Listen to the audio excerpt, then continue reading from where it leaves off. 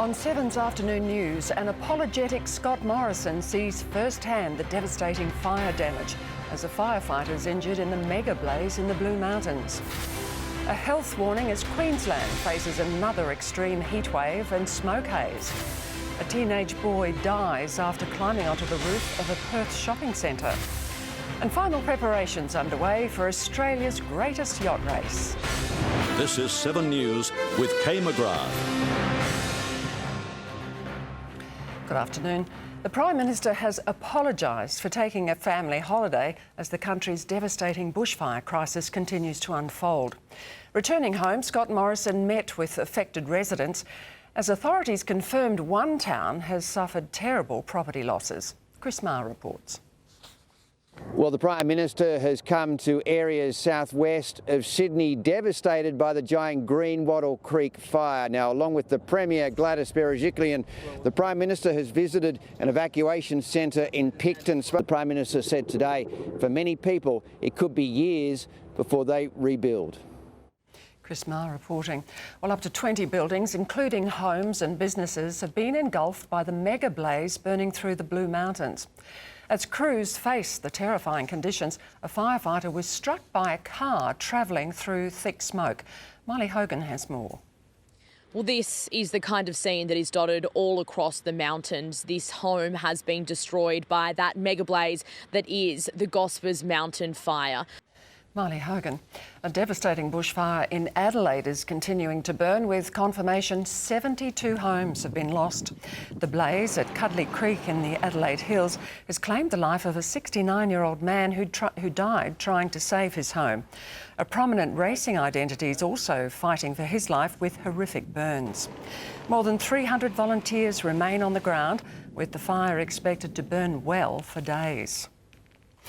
In Queensland, health authorities have issued a warning with extreme heatwave conditions to persist in the lead up to Christmas.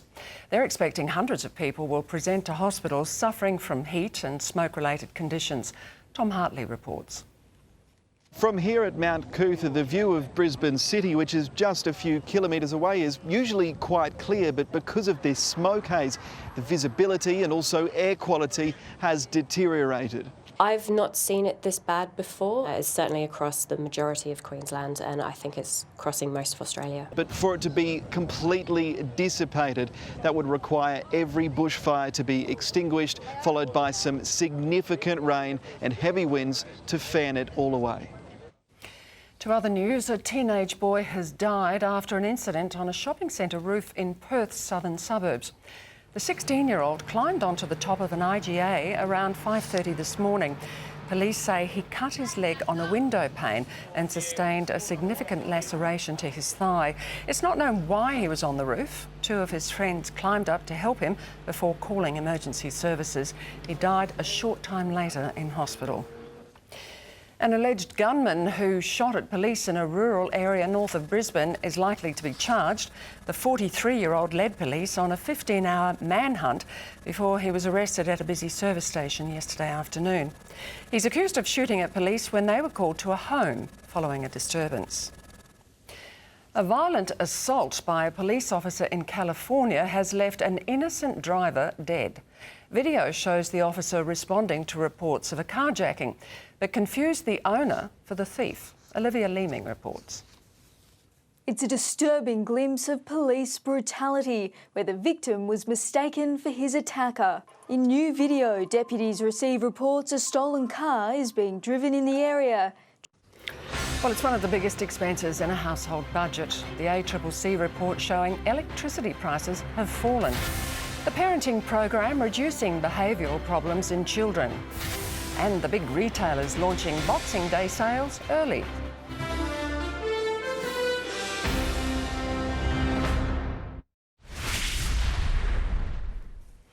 A new report from the ACCC reveals electricity bills have dropped by $65 or 4% in a year.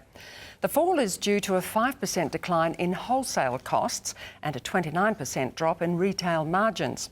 But despite the drop, affordability remains a major concern, with households still paying 20% more than they did 10 years ago.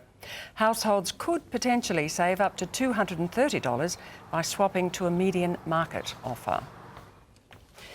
Two Australians killed in the White Island volcano disaster have been farewelled at a memorial service today. High school sweethearts Richard Elzer and Carla Matthews were holidaying with friends on the Ovations of the Seas cruise ship when they decided to visit the island on a day trip. Both were on the island when the volcano erupted. The couple is among 16 people who lost their lives in the disaster. It's become a tradition for many, heading into shopping centres on Boxing Day to bag a bargain. But forget waiting until Thursday. Major retailers have begun the big discounts early. Brittany Lane has more.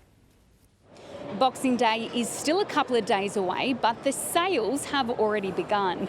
Retailers have started slashing prices early on one of the busiest shopping weekends of the year. A hoon driver has been caught on camera tearing up the suburban streets of Perth. The car can be seen doing donuts in the middle of a Scarborough street. The car then disappears into its own smoke storm before leaving the scene. It happened in the early hours of Friday morning. Neighbours say they're fed up with drivers behaving dangerously in their area and have reported the stunt to police. Sports next with Ben Davis, including an extraordinary night of Big Bash where bushfire smoke cancelled one match and a screamer stole the show in the other. A spectacular aerial show welcomes one of the world's biggest cruise liners to Australia. And later, Prince George steals the limelight in the lead-up to the big day.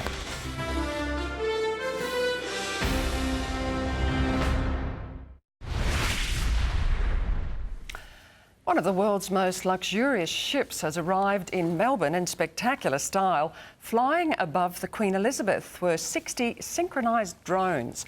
They performed an aerial show above the ocean liner as she came in early this morning. The 300-metre vessel has been transformed into a Christmas wonderland, featuring a 3-storey grand lobby. It's the first time the ship's been in Australia for the festive season. And the festive season also means the Boxing Day match, Ben. It certainly does, Kay. Hello, everyone. It's where David Warner admits Steve Smith's frustrated with his form against the Kiwis, but is backing him to turn things around at the MCG. Arriving in Melbourne, the opener had his hands full with his girls and knows one of the world's best batsmen agonising over the same problem with the New Zealand attack. Rafael Nadal's in ominous form as he gears up for what could be a history-making Australian Open. The world number one took out the pre-season exhibition event in Abu Dhabi for the 5th time, beating Stefanos Tsitsipas in a gruelling 3-setter. 3 hours 12. I don't know if I was ready for it, but it happened. If Rafa wins at Melbourne Park next month, he'll equal Roger Federer's record of 20 Grand Slams. And no, he's not making a comeback, but in front of 60,000 in Japan, Usain Bolt's been lured out of a healthy retirement to help christen Tokyo's new Olympic Stadium as part of an integrated relay. Competing. I'm actually in pain right now from the little run I just did.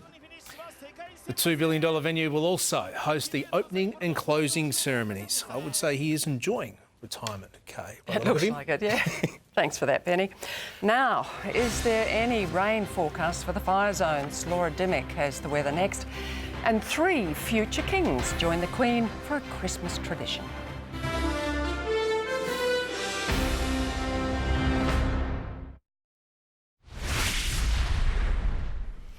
It's unclear if Prince Philip will return home in time for Christmas after being admitted to hospital.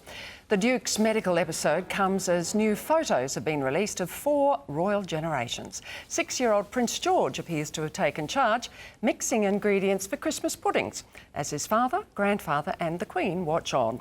The treats will be given to armed forces and veteran communities. Now let's go to the weather. And Laura, is there any rain on the forecast? It's looking dry over most of the country tomorrow, Kay, but as we get closer to Christmas, Santa may not be the only one delivering presents. A few pockets should get the gift of wet weather. I'll have more on that soon. At the moment, much of Australia's interior is experiencing intense heat and it will become more widespread over coming days. It's due to a series of troughs. Right now around the country, Brisbane and Perth both sitting on 27 degrees. Melbourne's dropped into the teens and Hobart is the coolest capital on 16. Not a drop has been recorded in the rain gauges of any capital so far today. Turning to the satellite, there's patchy cloud over West and South Australia, but it's not generating much in the way of falls. There are some isolated storms in northern WA and the top end, which are linked to a low pressure trough. On the outlook chart, the high in the bite moves to the Tasman Sea, and that could generate showers and thunderstorms over the east of New South Wales. So tomorrow, storms in Darwin and Broome. Smoke haze will again be a problem in Brisbane, Sydney and Adelaide. Canberra will be feeling the heat tomorrow, a top of 33 degrees. Partly cloudy in Melbourne, Hobart and Perth. Christmas Eve brings the possibility of some showers in Brisbane and Sydney, cooling down slightly in Canberra, while the temperature will start climbing in Perth. 33 on Tuesday. They're looking at 37 on Christmas Day. So, Kay, I hope you like your summer holidays hot. We don't have many other options at the moment. I say the truth. Thanks, Laura. And that's 7's afternoon news. Our next bulletin is at 6 o'clock. I'm Kay McGrath. Thanks for your company.